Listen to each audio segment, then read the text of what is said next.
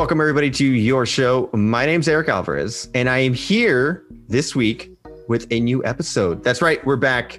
We took a little bit of a hiatus, right?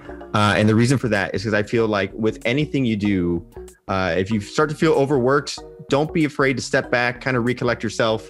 Mental health is very important, right? So don't overwork yourself. We love hard workers, but if you're feeling like things are a little too hectic with life, careers, podcasts, anything like that, there's nothing wrong with taking a step back. So we wanted to take a step back, kind of recollect ourselves. Our team has been doing an amazing job with kind of the video highlights and the graphics and all that stuff. But I just felt, you know what, guys, let's take a little bit of a pause. But now we're back and we're ready and we're excited. And this week, I'm super excited for this episode, which I'm excited for every episode. But this week, we're back and I have a great guest. We have Brittany Collens, correct? That is the correct pronunciation? Yes, thank you. Brittany, so you are a tennis player, former University of Massachusetts. Is that correct? Yeah, so I transferred in. I went to New Mexico State my first year, and then I came home from Massachusetts, was homesick. And so correct that. I went to University of Massachusetts my sophomore through senior year. All right. So college tennis player, professional tennis player, correct?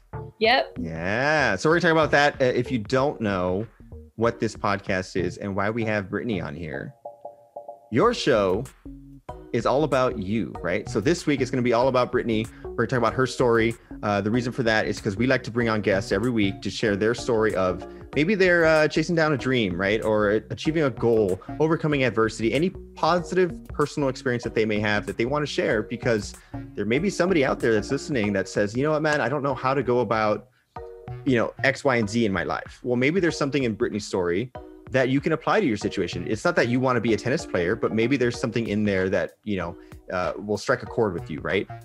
At the very least, we'll provide an entertaining story and something you'll enjoy listening to while you drive to work or while you sit in your office, right? So that's the gist of the show.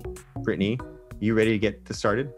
I'm so excited. I just love the message. I love everything that this podcast is about. It's totally my jam. So I'm thrilled to be here. Thank you so much for having me. Yeah, of course. That is so cool. And that you mentioned that. I just want to get into this right away. A lot of listeners always ask me, like, do you know the people that you bring on? Like, do you have some sort of like friendship or relationship with them? And most of the guests that we've had, I've definitely, it's a brother or it's a friend or a friend of a friend, kind of that kind of thing.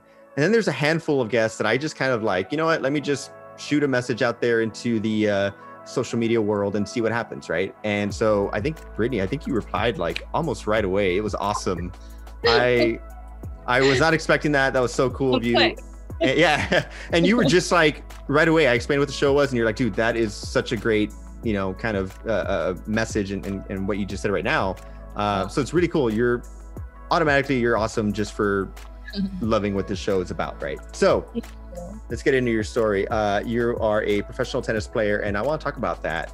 There's a lot of different things that went on in your journey in tennis, but I think we need to get started somewhere, right? So where would you say your exposure to tennis came along? Yeah, it's so funny because sometimes I don't even think of this. It seems so long ago, but my mom played tennis. And so as a little girl, she would pick me up from school when I was really little, 3, 4. And I'd watch her. And I think I just liked watching her so much that I wanted to play. So she put me in lessons, and I think I was 4, maybe 5, definitely no later than that when I started. Very casual, just having fun. I have pictures with we're putting buckets on our heads, very chill, nothing too crazy when I was little, but I got started and there was definitely thanks to my mom. So it's kind of cool that I don't want to say I followed her footsteps because she just played club for fun, but it's nice to have that connection.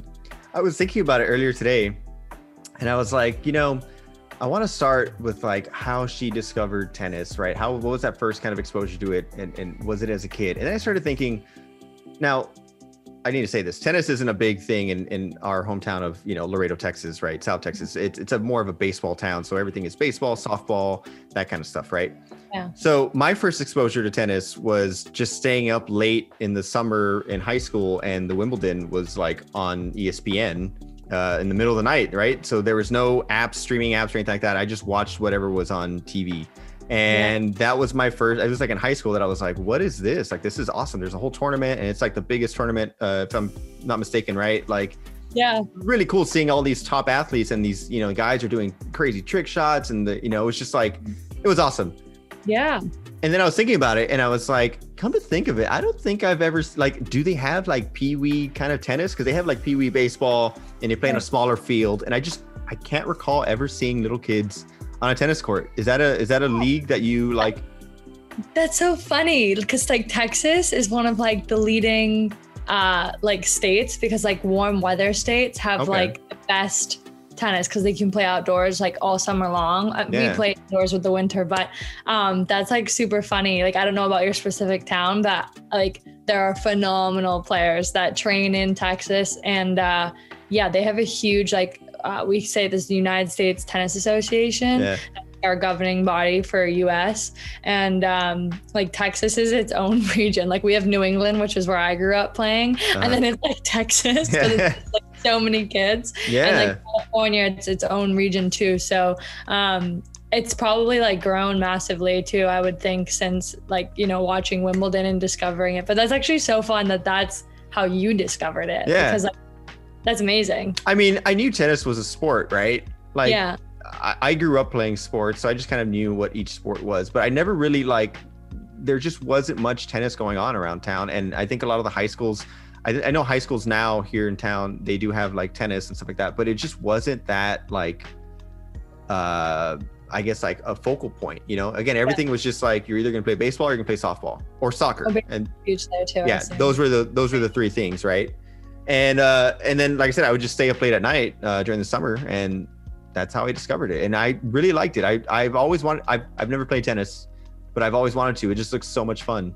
You should. It's easy. It's like I always say, it's like easy to pick up, and it gets harder as you go. But like it's such a thing that like you can just like grab with friends and just like go out there and whack the ball around. And so it's great. You should definitely give it a try sometime. It's never too late. Yeah, for sure. Now you mentioned that your mom was a tennis player, right? Played in clubs, stuff like that. So that was kind of your first exposure.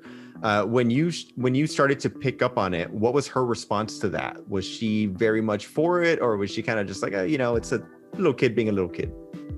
Yeah, so I'm really lucky because tennis is such an individual sport that I think parents sometimes like really automatically like push it a little bit too hard on their kids, where they're like, oh, they're so talented from a young age, like they need to get going right now and here's their pro dream, and that's how it is. But my parents were awesome. My mom was like so happy that I was playing tennis, and same with my dad, and I have two older brothers that played sports, but it was never like I was always allowed to play other sports. Like I didn't have to choose tennis as like my individual sport until I was like 12. At that point, I had to make a decision if I wanted to play like for college and stuff. But until then, my parents exposed me to all other sports. Like I played softball, did gymnastics, dance, you know, you name it, basketball, and I did it. So I think they were like just like really happy that I was like active and like fit into our little sports family mold that we had. I mean, they would have been happy with me doing anything, but I just think it's just like nice to have a family that has something like that to bond over. For sure. I have two older brothers and we all played baseball, but my oldest brother was like, he was really good, you know? And then my older brother was like, I'm just here for the snacks. Like I see there's snacks after the game. Like that was his thing. Right. So he just like, that was his thing. And then with me, I guess my parents were like, well, come on, you gotta be into sports as well. And I was, right. So I loved playing baseball. That was definitely a lot of fun. But it was just one of those things where it's definitely something like team sports, I think is a great way for people to kind of like discover like how to be a person, right? How to be part of a team. You know what I mean? I've never played individual sports, but did you ever see kind of like, or did you see something in tennis that really drew you to it? Or were you still like not sure which way you were going to go as far as sports went?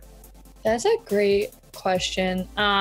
I think the like last sport, I think something just like kept me with tennis because I remember doing gymnastics when I was young and I liked it, but I kept ripping my hands on the bar and it kept ruining my tennis. So I'd be like, no, like I can't do this. It's ruining. And I think from like a young age, I was really lucky because I think when I was like 8, 10 years old, I was playing with at my club, at the time, like people who were like 14, 15. And so I think like automatically I was just drawn to the level that I was at. I was just like better at tennis than I was at like basketball or any of those other sports. So when it came to choosing tennis, it was really just tennis and basketball that was left. I was already so developed in tennis that it seemed natural for me that like, okay, I want to go down this path. And my coach just had presented at me at the time that like, if you want to be good at this sport, because there are so many homeschool kids and like you have to dedicate 4 or 5 hours a day more to just tennis. You can't be doing other sports. And I felt like I was falling behind in other sports as well. So it just came natural. And I'm like to this day, like so happy that I chose it and stuck with it. Cause I just feel like, I wouldn't have been satisfied as an athlete if it just wasn't the path for me. Mm-hmm. Yeah, for sure. I definitely understand a little bit of that where I like to play football, but I didn't really understand football. I understood baseball. Like baseball, I got it, I understood it. I was left-handed, so they always wanted me to pitch and stuff like that. So, or I am left-handed, not that I am left-handed. But I'm left-handed, right? So they just coaches love putting me as pitcher because the movement it has on the ball and stuff like that. And I really wish I had the love for football that I have now. I really wish I had that back then because I feel like I would have wanted to be in football more. You know what I mean? Like I did it and it was kind of just like, whatever. Like it's going to take away from my baseball kind of focus, right? Totally. But now as I got older, I just fell in love more. Like my love for football is more than baseball. You know what I mean? Yeah. Like it's just one of those. So hard to make those choices. And that's the thing is, and I was gonna bring that up where I remember being around some kids when we played sports that some parents were like, all right, you're gonna play baseball and that's it. Like you're going down that one kind of track. And it's kind of like, well, how can you make that decision for a kid, right? Like I definitely agree with putting your kids in sports because it's just such a great character builder. But kind of forcing that kind of right away and that kind of strictness. Did you experience any of that? Like maybe not you directly, but around you? Yeah, I've seen it. And it's so sad, especially like in the tennis world. And this is where I say like, I am so lucky because the love, the drive and the passion for tennis has always come from me. And I think that's something so important because in any sport alone, when a parent, even if they want the best for them, they just like drive their kid. It's just like too easy to burn out. Mm-hmm. And you need exposure to like other things. I personally believe that because it makes you appreciate and have a more clear idea of what you do love. Yeah. If you're not exposed to other things, you're always going to be wondering. And sometimes we still do, right? Like you just said about football, like what if? And especially with a sport like tennis, I've seen it so many times and it breaks my heart with girls that I was really friendly with that went down a path. They burned out mentally, just so difficult. And as they got older, like resented their parents for it, had bad relationships, didn't decide to go to college because their parents wanted them to go pro and now they can't go to college. So I am so fortunate, like for the parents I have to this day, they're like super supportive. And so awesome. I think that makes a huge difference in growing up in an athletic culture. And that's what I mentioned at the top of the show. You know what I mean? Like I can love doing podcasts, which I love talking to people. I love doing, what we've done for over a year now. But anytime, like even if it's something you love, you still need to take that time to kind of just make sure you're good. You know what I mean? Like take a step back, kind of, relax. And especially as a kid, I would, there's like, yes, you play the season, but then there's like all these camps and all this stuff like that. And like my parents always made it to like, if you want to go, you can. We're not going to, if you don't want to play the winter league, that's fine. That's good. That kind of thing, right? And it's kind of just like, oh, like thank you for giving me that opportunity, right? Or that option. So you, I guess you go along with tennis. You play in high school, I'm assuming, right? Yeah, it was a little complicated because my middle school and high school is so small that they're combined. So I actually played for my high school team when I was a sixth grader, and I played the first singles as a sixth grader, seventh grader, and eighth grader.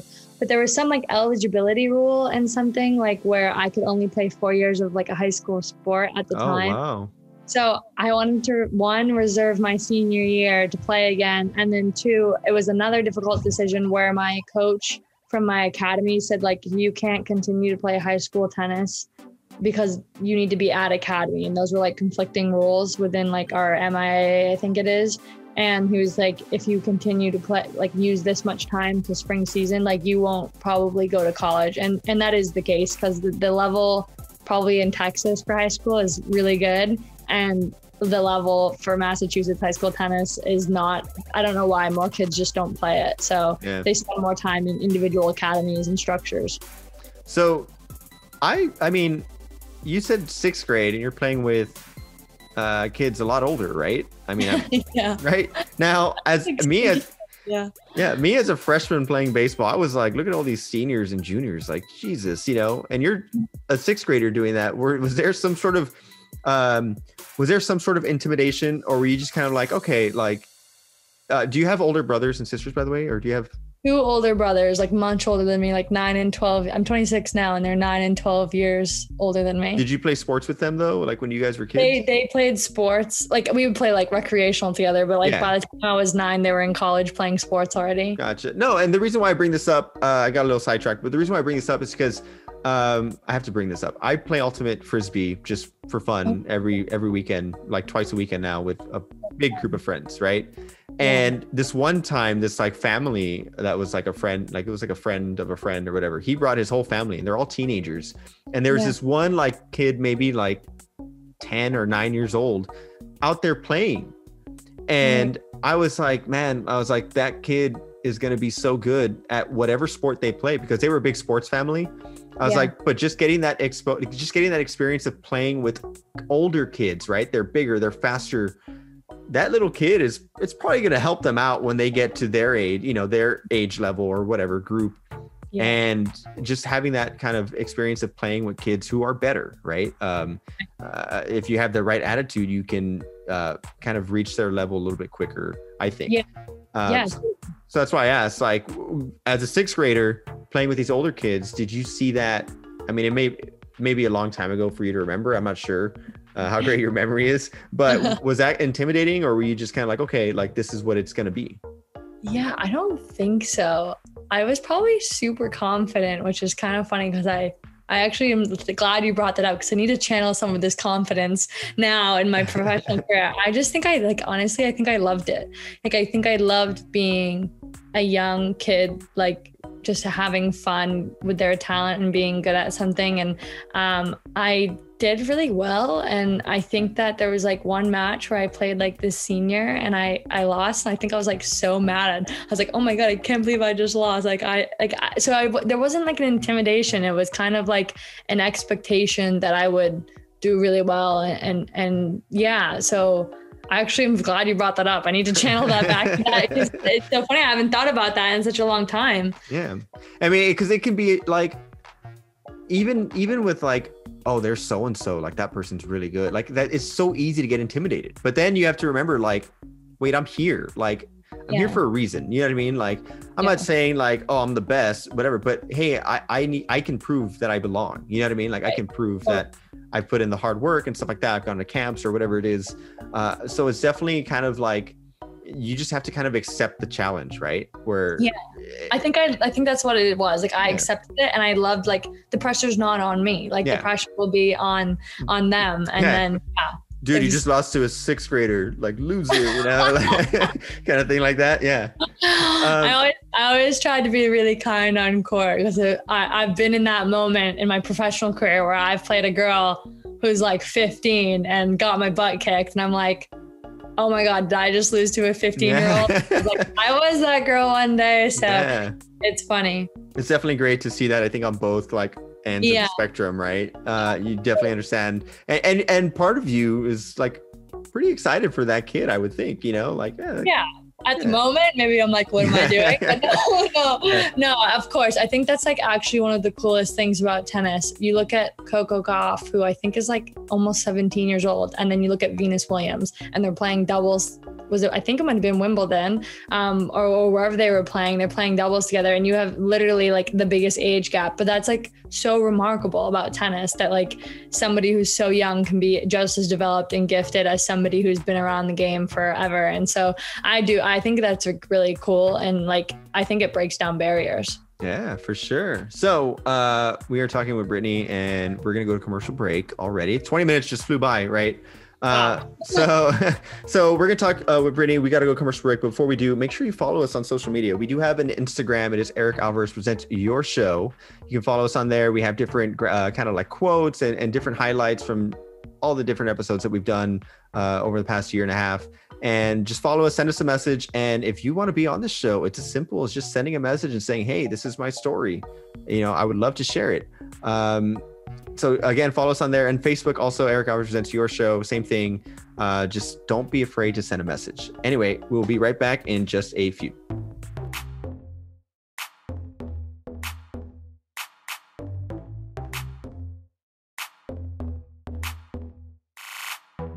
How'd you feel? Fine. Is Good? this okay for you? Yeah. Okay, perfect. Just hanging out. You have a great radio voice, by the way. Oh, thank you so much. I did some radio internships, and I don't think I'm gonna do like sports. I'm not sure if I will. This has changed everything, the NCAA stuff. Yeah. But I immediately can pick up on that. You have a fantastic radio voice and podcast voice. So. Thank you so much.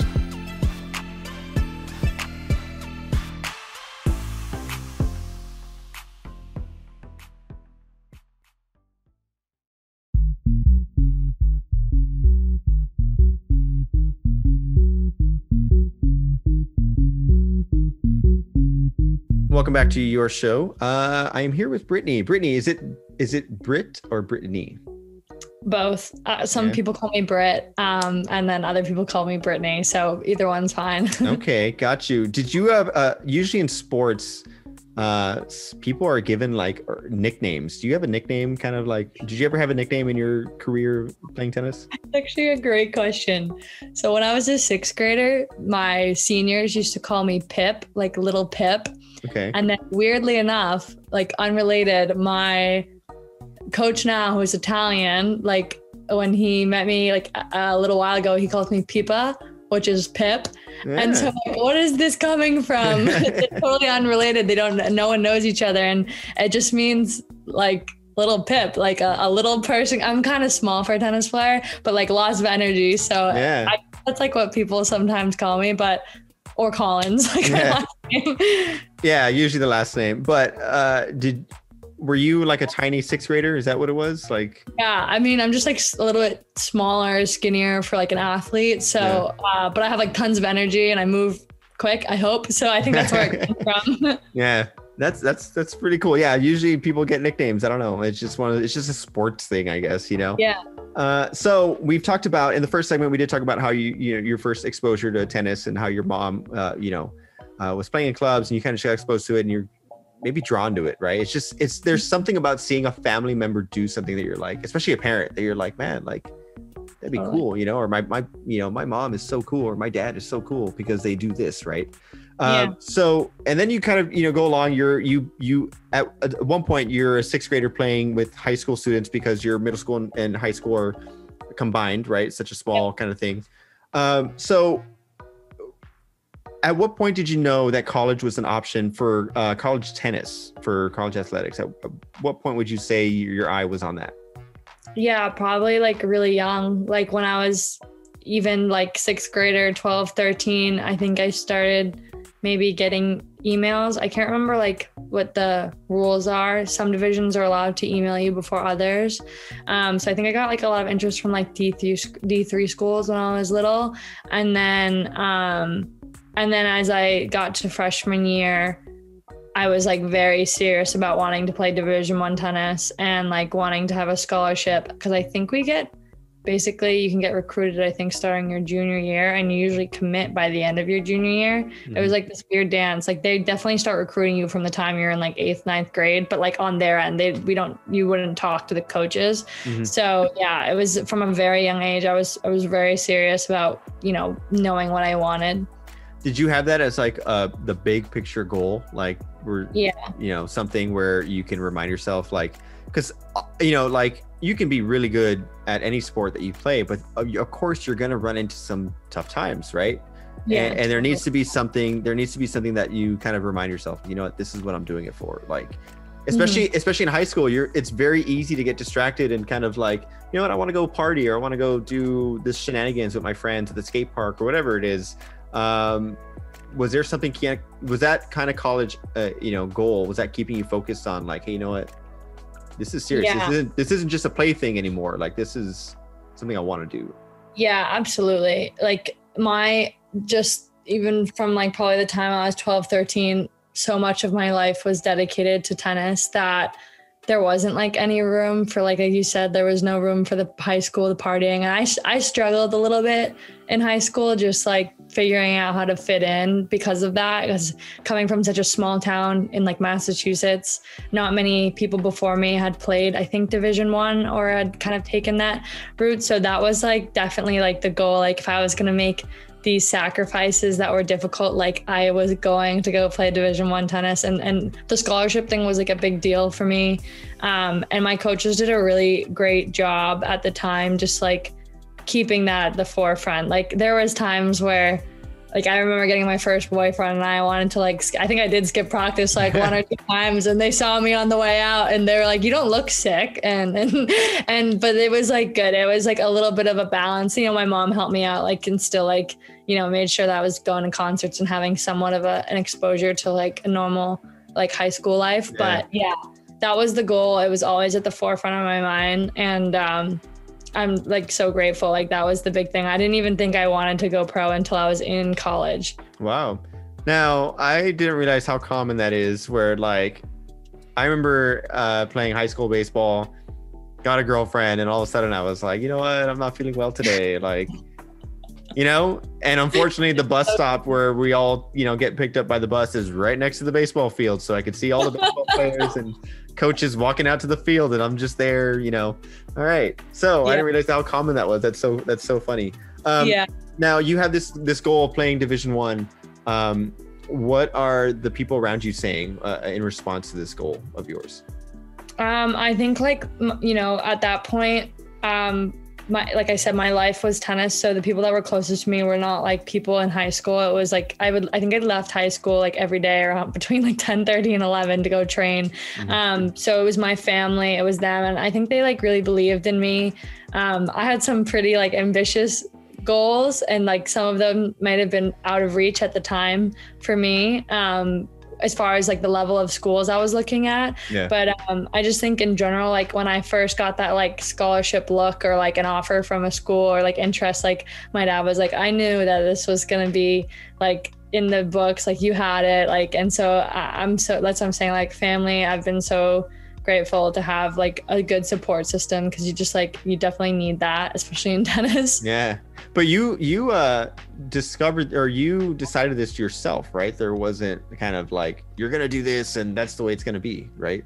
Yeah, no, like I said, like, I want to go play college tennis. And like, I was just like super competitive junior, and like, it just enjoyed, like, I just had a super love for it. And I think just like, as much as I did, like my parents would have that for me. And like to this day, they're always like, if you're burnt out, you want to quit, like stop. And so, yeah, just, you don't really hear that, unfortunately, too much. Yeah. It's very tough to separate somebody from, what they really want to do. Right. So we, especially if you have a passion for something, you don't want to be told like, hey, take a break, like similar to, again, I'm going to go back to baseball, when the coach would come in and say, hey, you know what, you're done as a pitcher, for this game. I'd be like, no, I'm not. Don't take me out. Like, I'm good. You know what I mean? It's just one of those. Yeah. It's just go sit down. No, I don't want to. I want to keep on, which is really cool. So you, right now you're wearing University of Massachusetts, correct? Athletics. Yeah. But you did mention that you transferred over there. Yeah. What was the first college? I'm sorry. I went to New Mexico State in Las Cruces, right on the border with Mexico. So that was really fun. Yeah, I've been over there. Was that kind of your first experience, away from home? Yeah, that's why I transferred. I honestly, like, I loved it. I love Las Cruces. I love the culture. The school was amazing. Like, what a great experience. But I just realized I missed my support system that I had my whole life, especially like I had grandparents that were older that used to come to every match. And I was just like, it's kind of sad. The only person that could see me playing in college and like this like peak highlight of my career, like is my dad, because he would fly all the time. But like my big family back home, brothers who had kids, my, you know, nieces, nephews, I just felt like so disconnected. And so ultimately I actually knew really early on, like within like 2 months, that I wanted to transfer somewhere closer to home. Yeah, for sure. And that's the thing is, I'm one of those people that definitely recommends that I think everyone should try living away from home for a little bit, just to see, you kind of learn about maybe what's important to you or values or just stuff like that. Like whether you end up coming back home or not, I mean, I just think it's something that you should experience, because there's a whole different kind of like atmosphere or world or environment out there. You know what I mean? And it's just one of those things where you may not, you know, I think you needed that time away just to kind of realize like, hey, you know what, like, I'm not saying, you know, I loved my year there for sure. Yeah. Like I loved it there. Like spending a year there was fantastic, and I want to go back. I just, you just know, my heart knows, I guess. Yeah, for sure. I know. I've definitely dealt with stuff like that. So, how is your college tennis career going? Are you right away kind of fitting in or meeting the level of, I guess, like competition, I guess is the way, like, how were you doing when you first got in there? Because I don't think people realize how big of a jump it is to go from like high school to college athletics. Like there's a huge gap of talent, really, right? And it's really different because you go from playing individual to team sport, but at the same time, it's still individual. So like the way college works is like it's a point system. So everyone's playing their individual match, but like the wins add up.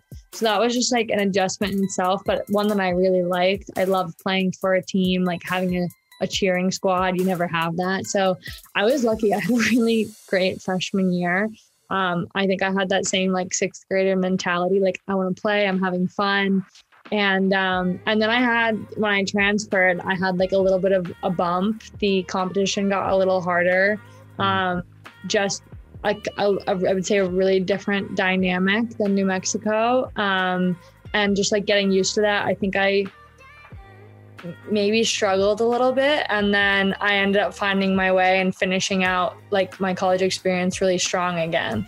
So it was good. It was like some adversity that I think really made me a lot tougher. And it's just, I've been so grateful just like to go through that whole kind of circle of thing until I found out my career is a race. No, I'm just like, I was about to bring that up, but before we get into, by the way, if you don't know Brittany's story, she, according to the NCAA, she doesn't exist. Is that more or less how it is? I don't know. That's like, wait, what just happened? Yeah, exactly. So we're getting into that a little bit, but I just want to bring up real quick before we do get into that.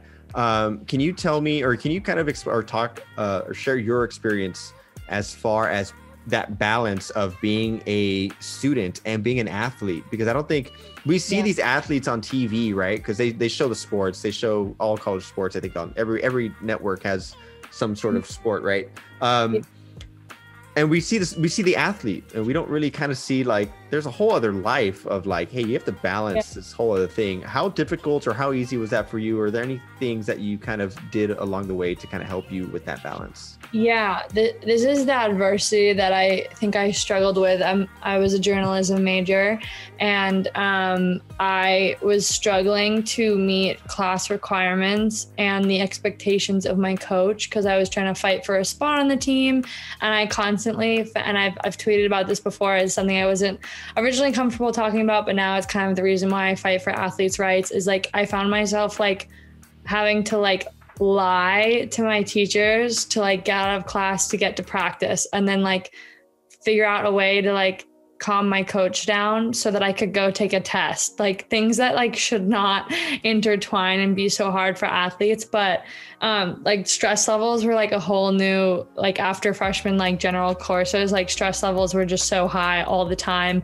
And it can be such a great experience and such an unhealthy experience at the same time. Like, you know, missing meals to make sure you get to practice, which like you're doing so much practice, you need that nutrition, you're not sleeping, you're trying to stay afloat.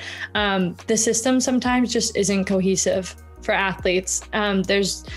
too many moving parts that don't get communicated across clearly, both like unintentionally and intentionally. And so this is why I'm super passionate now about sharing what happened to us with the NCAA and like why we need some really big changes. And so I'm lucky because I consider myself to be really tough, and I've always felt that way. And so I can't imagine it for athletes who may not handle adversity as well, because I felt at my point, I was really low being there at UMass for quite some time, just feeling I was struggling at everything rather than doing one thing well.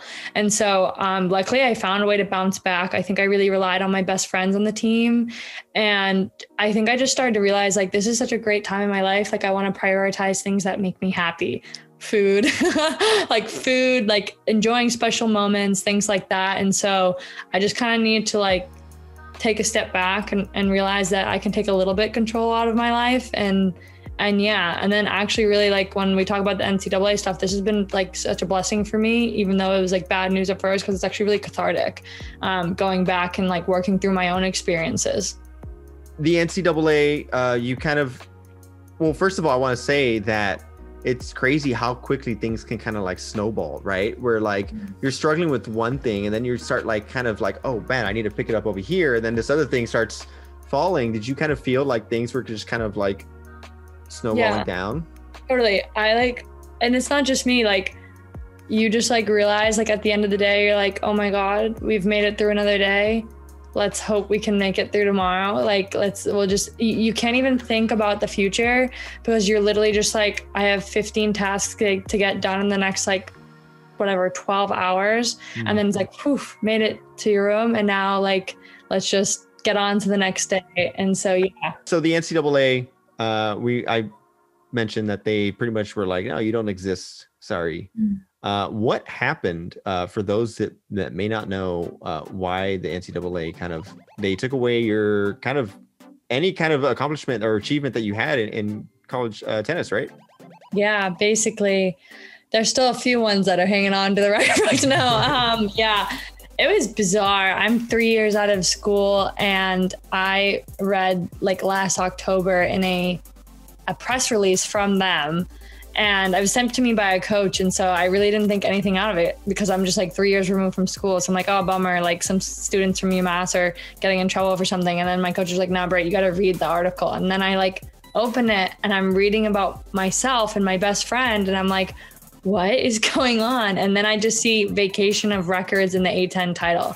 And I'm like, what could have we possibly done? So I got on the phone and I asked, and I basically came to learn that we had nothing to do with it. And we got this by accident, like a clerical error. They by accidentally didn't realize we moved off campus, and only on campus athletes are entitled to this stipend for $250 once to cover a landline. And I guess if you move off campus, you're not entitled to that. So this is like a breach of the rules. I put quotes because I'm like, what even rule is this? Yeah. And that ended up, at first they had an agreement with the UMass and they're like, yeah, this was a clear minor error. Like UMass self-reported it. Like we have incentivized programs that if a school comes forward on a mistake or an intentional error, like we'll give out like a lenient punishment. And so like normally a punishment for what we did or UMass did by accidentally would be like, warning, like a year probation, maybe a fine. But UMass was like, nope, we made a mistake. We'll do a $5,000 self-imposed fine plus 2 years of probation, which is like, that's even like a lot. Yeah. Personally. And a lot of people said that. Then the the NCAA comes back, their committee on infractions, and says, oh, this threatens our amateurism model. Like we need to give out a punishment. And they ended up like vacating our A10 title, which was a year later from the one-time deposit, and all of our records after that point, which is like wild because they don't even do that when like football players are like getting handed cash on TV, which is completely illegal. And so, not that like it's something that I'm not for or whatever. I'm just like their rules have never been in sync, and it's never about the athletes, which is their message, which really bothers me. It's always about making money. And so this has just propelled this weird story that people got interested in. And I wrote a petition saying this is not fair. and it like kind of like blew up in this weird way. And now I've seen the bigger picture through my own experience and like the opportunity just to speak out about the wrongdoings of the NCAA, not just in our case, but a lot of other athletes. Mm-hmm. Yeah, for sure. It's a crazy thing, especially to like wake up to, right? Because you're not notified. Nobody, you know, yeah, nobody. Not one. Still to this day, never had any contact. I've asked for contact. Like, can we defend ourselves? Nope. You're not allowed to be in it. And they don't want us to be in it because it's like they know they're wrong. Yeah. And so it's just like a really unfortunate, I guess, experience in the way that it just demonstrates the priorities of the NCAA. Yeah. And at the same time, also great because it's pushed a lot of positive change in favor for athletes. Mm-hmm. Now, there's a term that always gets thrown around whenever somebody gets kind of like punished for, and it's like a ridiculous amount, scapegoat. Did you kind of feel that like you guys were just kind of getting this extra punishment as a lesson for everyone else kind of thing? Yeah, and that's what like every reporter was saying, like ESPN, Sporting News, we were being made an example of so that other schools would stay in line, because like all these schools see them like breaking their own rules for like top SEC schools, things like that. But you got to like show this other schools that don't matter to them, like you better keep following the rules. So yeah, we were totally the scapegoat. Yeah, but it's crazy. Yeah. We do have to go to commercial break. I'm really enjoying this conversation, but we do have to go to commercial break. We're already coming up on our kind of like time segment or our allotted time. Before we go to commercial break, where can people follow you online and to learn more about what happened with the NCAA? Yeah, I think my handle for everything is Britt, Britt Collens, Collens 22, both Twitter and Instagram. Okay. How often do people misspell Collins, by the way? Yeah. It's a weird, unique thing, but it's all the time. Yeah. All right. So you can follow her on social media, and you'll see posts on there. I think you even have a testimonial on there that you recorded, right? You were able to do a video testimonial and stuff like that. So definitely follow her on there and kind of keep up or find out more about her story, about what happened with the NCAA. And we're gonna talk about it a little bit more when we come back from commercial break. But again, before we do, make sure you follow us on social media as well. It is Eric Alvarez Presents Your Show on Instagram and Facebook. And don't be afraid to kind of slide into our DMs and say you want to be on the show, right? If you have a story to share, even if you just want to talk, like honestly, like, yes, we want you to come and share your positive experience, but if you just want to come on and talk to somebody about, if you're into like movies or if you're into like dinosaurs or something, come on and talk to me about it. Why not? Let's have some fun, right? So again, it is Eric Alvarez Presents Your Show, and we'll be back in just a few.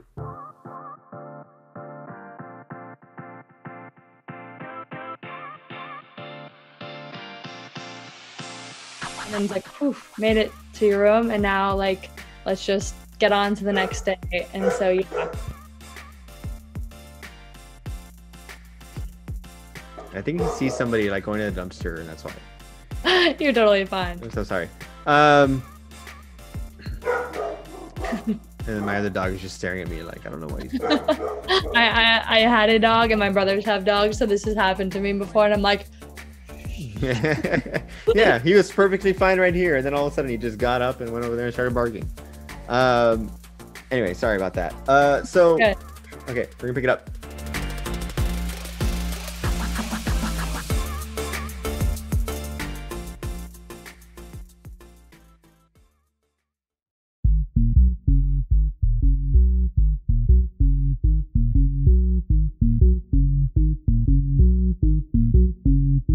Welcome back to your show. Eric Alvarez here. If you have not done so yet, feel free to go through and listen to any episode that we have on there. We have like people from different kind of aspects of life, right? So right now we have Brittany, tennis player, right? And we talk about that. We've been talking a lot about like that kind of like the athletic life and a little bit about the NCAA and stuff like that. But we also have stories from different people, right? We've had stories of people becoming a doctor or people overcoming a learning disability, comic book artists. We have all these different aspects in life. Maybe there's something in there that you want to listen to. So that's Spotify, iTunes, anywhere you find your podcasts. Go ahead and listen to any episode you want, and feel free to tell me what you think about, a certain episode. Maybe there's an episode that really speaks to you or something like that. So again, just reach out. Let's have fun. Let's talk to each other. Why not? So again, Brittany, before we went to commercial break, we were talking about NCAA pretty much just saying you are not a person. I exaggerate a little bit, but yeah, they're pretty much saying that your accomplishments and achievements in college tennis were just thrown away, right? They're out the window kind of thing. And you are not even notified. You wake up and you're just sent this kind of press release by a coach. Is that what you said? Yeah. And you're like, oh, whatever. I'm done with college. Why does this affect me, right? That was a couple of years ago. Now there's a thing where, okay, we talked about what happened a little bit, right? Now, what I want to know is your response to it, right? Because we definitely mentioned that, maybe you're a scapegoat or that they're kind of being a little bit more harsh on you because they want to set an example for everybody else, right? Or they're making you be an example. Now, It's a pretty big thing for one person to take on this big kind of entity, right? Which the NCAA is huge. What was your immediate reaction of like, I need to fight this. I need to stand up because this isn't right. And it's no longer about you, because now you're kind of finding out that there's other students and your team was involved, right? Like it wasn't just you, it was other team members. Yeah. But then you start to realize that campuses everywhere, there may be students kind of dealing with this. So what was your immediate response, or did it take you a while to kind of say, you know what, I need to take this on. I need to be, full speed ahead. I think like within like 30 minutes, I don't know, something really quick. I was like, after I figured out kind of what happened, I was like, no, they're like labeling us as cheaters. The way that they had framed that headline, they said that we took it was horrible. They said UMass students took $9,100. That's so out of context. That was like all athletes that were involved, and it was just really bad. And so I just was like, no, if they're not going to let us, they're not going to notify us, they're not going to let us talk, I'm going to throw out a petition out there. I want to fight this from our end if we can. I already knew UMass was fighting it from the courtroom, which we weren't allowed to be involved in. And so I was like, I think we're an important part of this story. Like, our voices need to be heard. And I think, immediately within putting out that petition and getting the support we did, I realized there was this bigger picture and bigger world out there. And like I said, I went through my own experiences in college where I was like, the system doesn't feel right. I never knew there were people out there doing things, defending athletes, trying to make that system better. Like, I had no idea. And so when our story went out there and all these people had reached out to me, like Senator Murphy's team from Connecticut and other senators and just so many people, journalists that have been fighting the NCAA, and they're like, we think your story could help this battle. Do you want us to push it out? Do you want to talk to us? I was like, educate me. Tell me everything. Like, what have you guys been doing? Like, what resources are out there for athletes? Like, I certainly didn't know about this within college. Athletes obviously right now must not know that there's people out there fighting for them. And so it just snowballed, I would say very quickly into this, wow, I want to help this battle. And any way that our story demonstrates that the NCAA consistently wrongs athletes, let me share that with people. And I just started trying to educate myself. And I was so fortunate that I wrote a letter soon after the petition with the Players Tribune about almost everything I had learned from athletes being sexually abused, physically abused, just the educational problems I had just spoken about, just to try and get people to realize that it's not glamorous. Like you see, it's not like you're given a free scholarship and then it's just this amazing ride from there. It's a really bad deal athletes are given. And I'm just so grateful that I can use my voice to help athletes that don't have a voice, because I get messages every day from athletes that are struggling mentally, physically, and what can they do? And I try and just give them off to the resources I have now and share their stories if they want me to. Mm-hmm. Yeah, it's it must be. I mean, is it an adjustment going from, hey, I played tennis in college to now you just kind of have all this attention on you, right? And now it's bigger than you playing tennis, right? Like now you're it's a bit bigger than the sport. Now there's this human kind of thing where you are finding out about these other students now, and now it's like, hey guys, we can get together and kind of right whatever's wrong. Was that an adjustment for you to go from I was a college athlete to now we're taking on this big entity? Yeah, totally. I would say in those first months, like the October, November, I was putting in I would never say thank God for COVID for anything, but because I wasn't playing professional tennis, I actually had the time to do the education, to talk to people. I was probably spending 8 hours more talking to people, athletes, economists, just really important people, trying to understand, just catch up from everything that I didn't know. And so at first it was definitely overwhelming in the best way possible. Now I feel like I'm a part of this really cool group of people I aspire to and look up to, Jay Billis, senators, just amazing people that I think are friends kind of now. Somebody's gonna watch this interview and be like, we're not friends with this girl. But no, I talked to you once, that's it. It has been such a blessing. The support system I have from people that I talk to, even just the UMass community that I've been involved with now that I was not really involved with since graduating. It's just been, I'm grateful, honestly, for whatever has happened, because I truly believe everything happens for a reason. And to be able to be given any platform, talking to you, talking to anyone that can make one person's, that's your whole show, right? That can make one person's life better. I'm so down for it. And I just want to keep doing that as long as anyone will let me. That's awesome. That is so awesome to hear. Real quick, what I do want to mention, you did bring up COVID, and it is such a difficult situation, such an unfortunate situation. So, something that happened across the world that is just so unfortunate. But we've talked about that before on this show, where while it was unfortunate, it did give a lot of people time to kind of sit back, stay home, and kind of okay, what am I really working on? Or because we can get caught up in life going so fast, and we just kind of, things tend to get, put to the side and forgotten about or whatever. And people ended up, if you were trying to make the best of every situation, you went back and say, you know what, for some reason I stopped painting. Now that I have this time, let me get back into paint, that kind of stuff. And one of the things I love about what you shared is that you really, when this situation happened with the NCAA, and then of course COVID, and now you're kind of off on the sidelines, right? Was you didn't just say, hey, somebody figure this out for me and then tell me whatever. You were very much hey, I want to learn what is going on, every aspect of it. And that's one thing that I've told people before, not in this situation, because I've never run into this situation before, but especially if you go into, let's say you go into a career, it's important to learn every aspect of that career, because even though you're no, for me, it's oh, I'm just a video editor. No, I need to learn every single thing, because it's important. It makes you better at what you're doing. And it's just,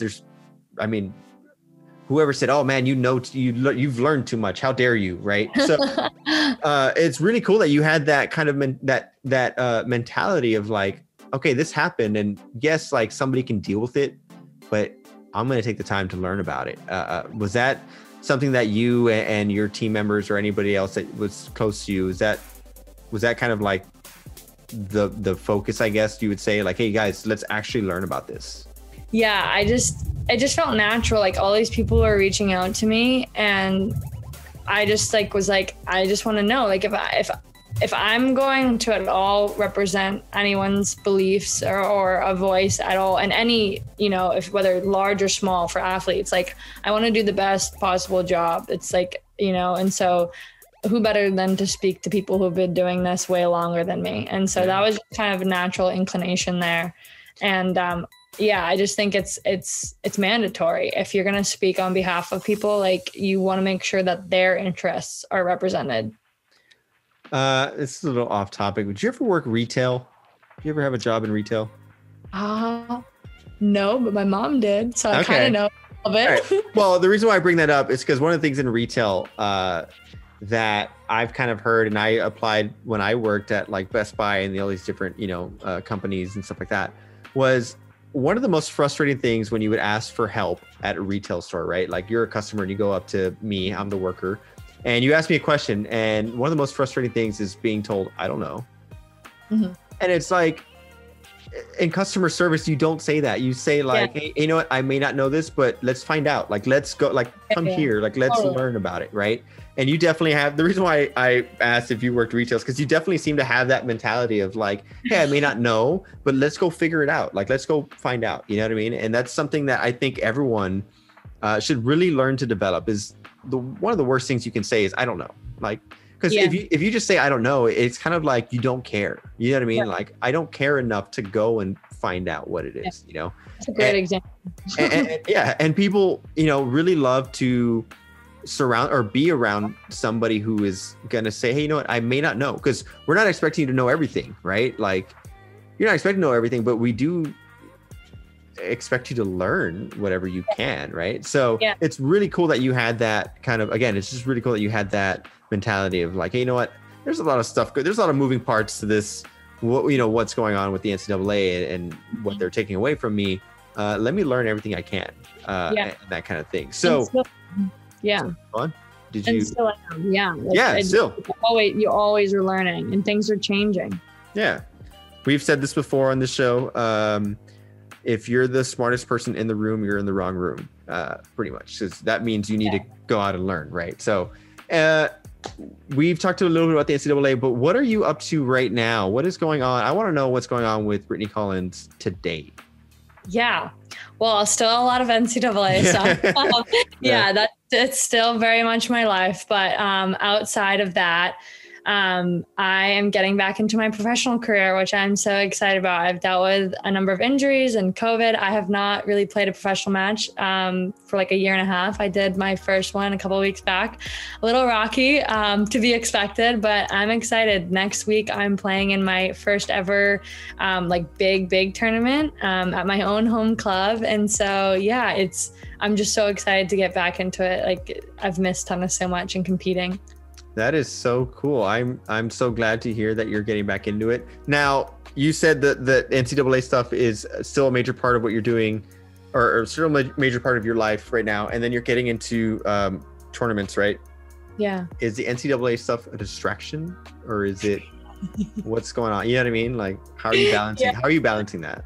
It's hard. It's really hard because I do a lot of stuff every single day with the NCAA, and it's a priority. Like, I just testified for the Massachusetts NIL bill, which is a really big thing going on right now, name, image, and likeness. There will be a federal bill probably coming out soon, and then healthcare and just like snowball, like so much to learn. And so it is a distraction, but in one way it like kind of is nice to take a break from the tennis. So I think I almost have like a good balance, and they go hand in hand. A lot of the interviews I've done or documentaries, like they've been interested in my professional life as well. So it somehow works. It blends. I'd like to attribute college and scrambling enough that I'm now like, this is easier. So you've been training, I'm assuming, right? What are those training sessions like? Are you training? Because it's not just what you do on the court. It's also like, you need to be kind of like active or in shape or whatever lifestyle it is. How have you been dealing with all that stuff? Especially because COVID is such an easy time to say, you know what, I'll take a day off, you know, like I'll chill. What has that been like for you? Let's say the past year or so. Yeah, it's been pretty up and down. I was so lucky during COVID. I was still able to like compete, not professionally, but like at a high level. There was just like tournaments throughout the US that like I could go to that were really safe for us to go to and kind of do. So that was lucky, but I developed a really serious wrist injury right after, like, I would say January. And I dealt with that really up until like 3-4 weeks ago. I mean, I still am. So that was definitely scary because it seemed like there was no cure for it. It was a kind of a combination of arthritis and tendons. And it seemed like surgery was kind of the only option, which like is not really an option for me right now. Just the way that things are working out. And so I have been just completed my, like, I would say first week or second week of like full-time training. It's brutal. It's hot and I'm so out of shape. So it's about like 4 hours, 5 hours of court on day, like a break in between, like an hour, probably halfway through, gym sessions for about an hour and a half. And like just trying to like get my diet, get my nutrients, everything just like lined up. It's a full-time commitment. I go to my club. I leave my house about 7 in the morning and come home at like 6. And then somewhere in between, I do interviews and all that. So I'm busy, but in a great way. I was about to say, I don't know how you found time to do this right here. That's what I'm saying. Like, I love it. I love this so much. I'm so appreciative of the chance to talk to you and to share my story and other people's stories. So this is really great. Yeah, that is awesome to hear. Now, I know you're getting ready to get back out there. Was there ever a point where you were just kind of saying, hey, you know what? Peace, tennis, I'm done. Did you ever reach that point? I was really scared the last year with COVID because I decided to go the untraditional route and do college, then professional, which is like not very common. You're supposed to really go pro when you're 16. So I'm kind of like old in tennis terms. Yeah. And it's not very a financial stable sport unless you were like top 100, and it takes years to get to that position. So during COVID, the longer the lockdowns went, the more I was like, oh my God, I think I have to retire. I just won't be able to support myself financially. And I've just been so lucky. Like, I have great sponsors, and yeah, there's definitely times of doubt, and I'm just like so grateful that I am going to start competing now, because it's been like a really long time and I'm just like naturally a competitor. So yeah, there's been times of doubt. I think everyone goes through that. And I think it's just remembering like there's always going to be up and downs no matter like what career you have. Mm-hmm. Do you feel old when you mention that you may have arthritis in your wrist? Yeah. I'm like, my niece is a gymnast and she like falls on the hardwood floor with her knees and she like springs right back up, and I'm like, I can't even hold like a crouching position without my knees like feeling like they have splinters in them. I'm like, no, this time has come. Yeah, right. Yeah, for sure. So I want to know one last question before we kind of start to wrap this up. When this attention came up with the NCAA and there's all these press releases come out, did that kind of like, I don't want to say revitalize you, but did they kind of give you an extra kind of like hop to your step as far as like, hey, you know what, tennis, you get back to it or something like that? Did that kind of have any effect, a positive effect on you? Yeah, honestly, great question. I don't think a lot of people pick up on this, but definitely. I think it's helped with my confidence a lot, like just having these conversations, just being able to like articulate my thoughts. And I think that's translated on the court.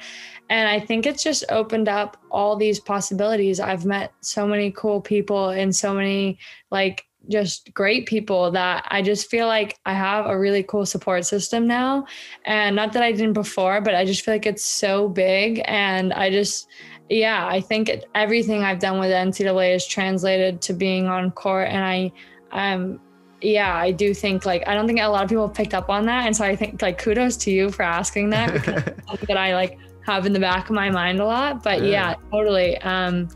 Like I said, weird, unfortunate experience at first turned into like an amazing, grateful opportunity that I think has been like honestly a life changer for me. Yeah, I'm one of those people that thinks that there are many negative experiences that can turn into a positive experience depending on how you kind of respond or how you react to that and stuff like that. And the crazy thing is when something kind of like bad happens and now your name is out there, right? It's attached in the press release and stuff like that. It's crazy how all these other people start to kind of come out of the shadows and say, dude, like I'm going through something exactly like that. Or you know what I mean? Like I understand what you're going through. And it's just like, we're all really like, at the end of the day, we're all human and we all should be there for each other. You know what I mean? Like we should all be able to say, hey, you know what? Like Brittany, I got you. You know what I mean? Like, or I understand what you're going through and stuff like that. So before we wrap up, any last thoughts, anything you would like to share or say? No, just thank you. I love the vibe of this show. We need way more things like this. I think, unfortunately, right now we're living in a time where we focus a lot of our energy on things that are negative. And so what you're doing is fantastic. I can't wait to recommend it to everyone I know. And just like, honestly, thank you for talking to me. I have so much fun when I do things like this. That is so awesome to hear, especially with how busy you are. It's so cool for you to say that. Anyway, everybody else listening, thank you so much for listening to this episode. I really hope you enjoyed Brittany's story. Again, follow us on social media as Eric Alvarez Presents Your Show on Facebook and Instagram. And don't forget to follow Brittany. It's Britt Collens 22. Yeah, got it. Instagram, Twitter, Facebook. Yep. I think my Facebook's just Brittany Collens, but the Twitter and Instagram are definitely what you just said. Do you have a TikTok? Are you making TikTok videos? Oh man, I'm trying not to. I'm trying. everyone's pulling me in the direction and I'm like, don't do it. Don't do it. Yeah. One of the people that helps me with the show, she's like, we need a TikTok. And I'm like, no, we don't. And she's like, yes, we do. And I was like, all right. So we have a TikTok also. I think it's Your Show Podcast on TikTok. We just post silly stuff on there. Cause again, yes, we want to be positive, but we also just want to have fun, you know, be silly and stuff like that. That's definitely the personality of our show. So again, thank you everybody for listening. And next week we'll have a new episode, and hopefully you become a listener and you follow, right? So thank you so much for listening.